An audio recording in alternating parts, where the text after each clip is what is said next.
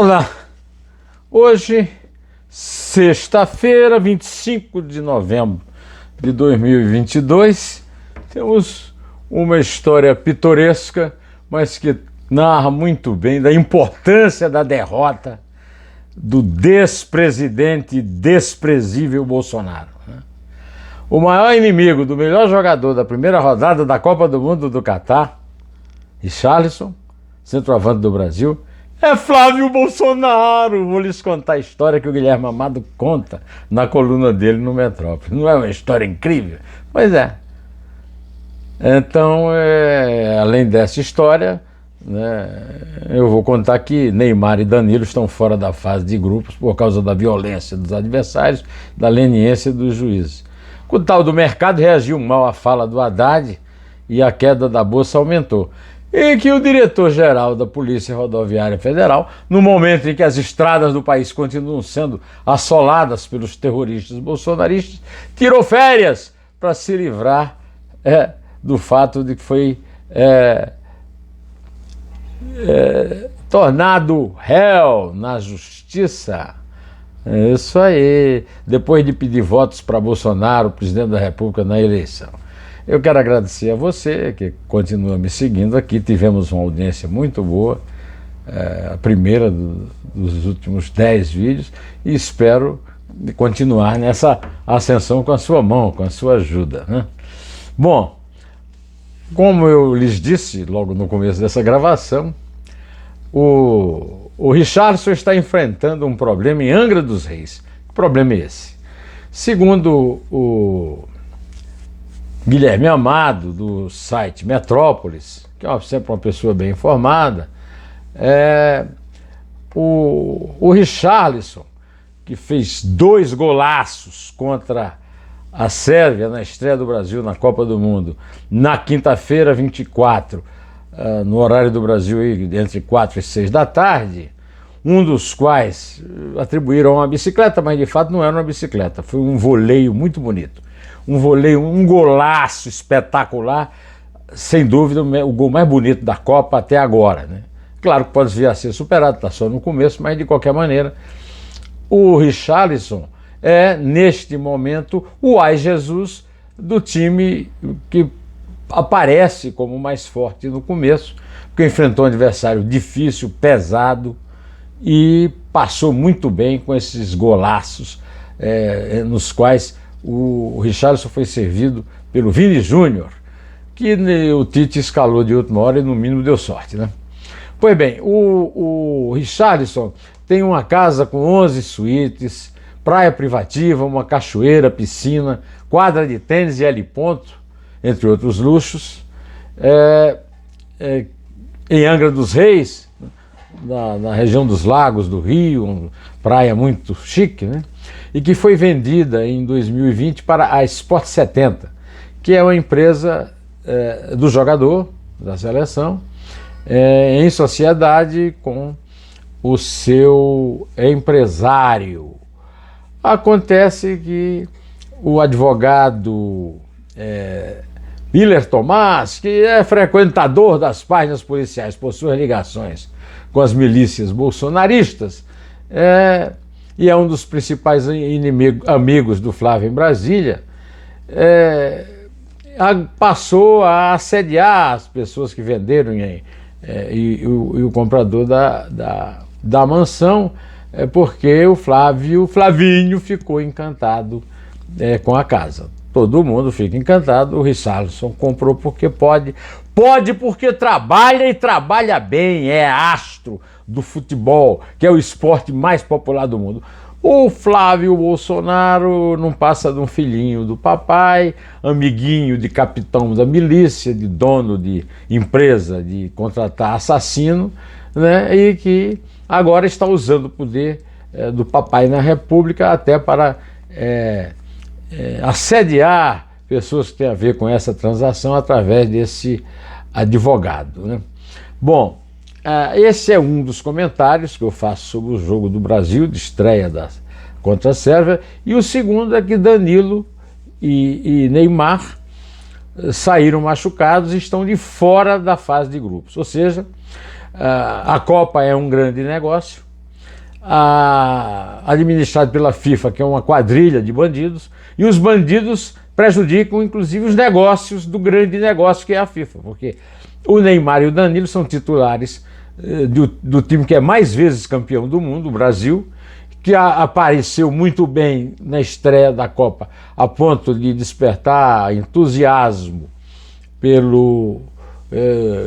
pela imprensa mundial, depois do seu golaço de voleio, né? E o juiz iraniano Alireza Fagani, que já tinha apitado o jogo do Brasil na final da Olimpíada, o jogo da Seleção Olímpica do Brasil, na final da Olimpíada no Rio, é o juiz que apitou esse jogo. Agora, esses juízes... A minha pergunta é o seguinte, né? O Irã faz parte da elite do negócio do futebol no mundo?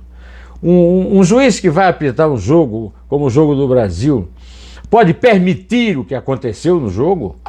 A Sérvia, um time de grandalhões, sem nada a fazer a não ser se defender,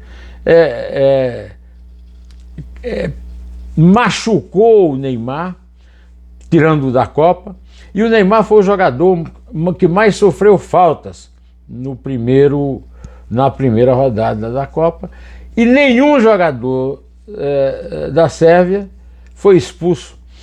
A expulsão de um jogador da Sérvia seria proteção para um craque que segura o negócio. Teve um bestalhão aqui que escreveu para mim: se Neymar não joga nada, não joga nada, não joga nada. Quem joga é ele, né? Ele é que recebe milhões do Barcelona, do Paris Saint-Germain, que é considerado entre os melhores jogadores do mundo, não joga nada. Agora ele que me escreveu: esse aí é um gênio do futebol, aprendeu com Pelé e com Leandro da Silva. Pois bem, o que é que um cara desses diz depois dessa notícia, né? Que eu estou dando aqui para vocês. Está o Neymar fora da Copa, prejudicando a Copa como negócio, e não aconteceu punição nenhuma, nem para a Sérvia, que provocou isso, nem para o juiz Leniete, que passou a mão na cabeça dos violentos. Agora, se faz um gol e comemora, se tira a camisa, aí, cartão amarelo, porque a FIFA, a toda poderosa FIFA, que é uma máfia, quer que seja assim. Bom, mudando de assunto, do assunto que está interessando a todo mundo, né? O tal do mercado reagiu muito mal à fala do Haddad e provocou uma queda na Bolsa, aumentando a queda da Bolsa que já tinha havido antes, porque o mercado não gostou. O mercado que se dane, mas vamos convir, né? O PT surgir como usuário da vitória da Frente Amplíssima não pode ser a melhor, ou melhor no caso, a única forma de manter a democracia, ameaçada pela violência dos golpistas bolsonaristas nas estradas, nas portas dos quartéis, nas milícias, né? Ambos os lados agem como milicianos. O pessoal do Bolsonaro com um longo convívio, frequência em jurados e lamentações da morte de chefe de escritório de crime, etc., né? O PT, como aprendiz de miliciano, fica fazendo essas gracinhas que terminam criando problemas para o Lula. Pegar o Haddad e lançar o Haddad como candidato a ministro da Economia, depois do Haddad ter perdido em primeiro turno uma reeleição, depois de ter sido massacrado no segundo turno pelo candidato do Bolsonaro ao governo de São Paulo, um candidato que sequer sabia onde ia votar, não conhecia o colégio, não sabia nem que existia uma cidade de São José dos Campos, e o cara perdeu, e o PT o coloca ao lado de Guido Mantega, o cara que levou Dilma Rousseff e o seu desgoverno à ruína. É muita mancada, tá legal? Bom, e vem cá, e o diretor-geral da Polícia Rodoviária Federal, Silvinei Vasquez? O cara tá de férias, meus amigos. Ele virou réu, depois que pediu voto para o Bolsonaro na campanha, mas não foi encontrado pela Polícia Federal porque ele está de férias. As estradas todas aí, não todas, né, porque muitas já foram abertas, mas as estradas sob ameaça de serem interditadas pelos fasci de combatimento, né, do Benito Mussolini, ou pelas SS de Hitler, a lá Bolsonaro, né, e o sujeito está gozando férias, sabe lá Deus onde, né? Vai ver, vai estar passando férias na Hungria, que os bolsonaristas tanto adoram, com seu presidente de extrema-direita, né? Bom, horas após o atentado que deixou 3 mortos em 2 escolas de Aracruz, no Espírito Santo, na manhã dessa sexta-feira, 25 de novembro, o atirador, que seria menor de idade, não foi, por isso, não teve seu nome revelado, né, foi encontrado e apreendido por policiais militares. Será que vai haver mais um batalhão de fascistinhas de quinta, escrevendo aqui para mim, dizendo, olha, qual é a relação que você vê entre um crime com arma de fogo e o armamentismo do Bolsonaro?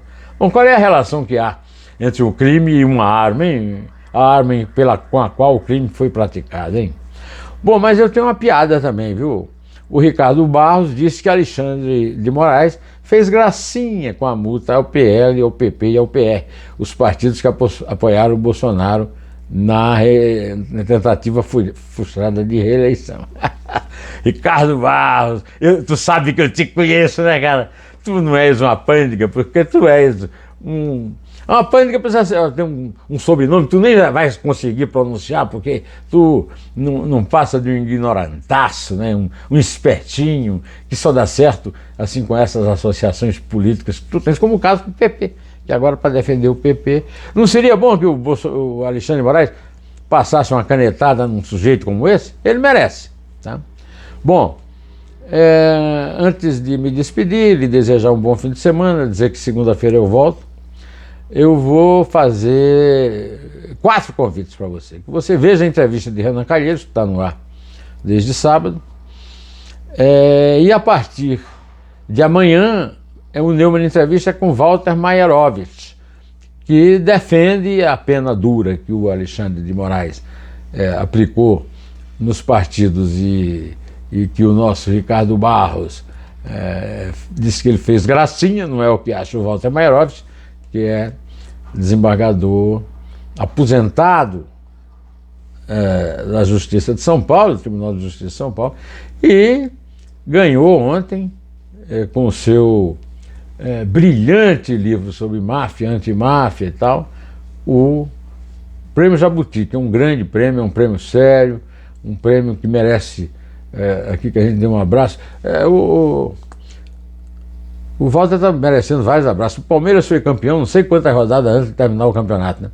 E agora ele ganha o Jabuti, que é uma honra, uma alegria para um cara que escreve. O livro dele, eu já comentei aqui, fiz 2 dedos de prosa com ele sobre esse livro, e o livro é o máximo. Ele escreve magnificamente e levemente, né?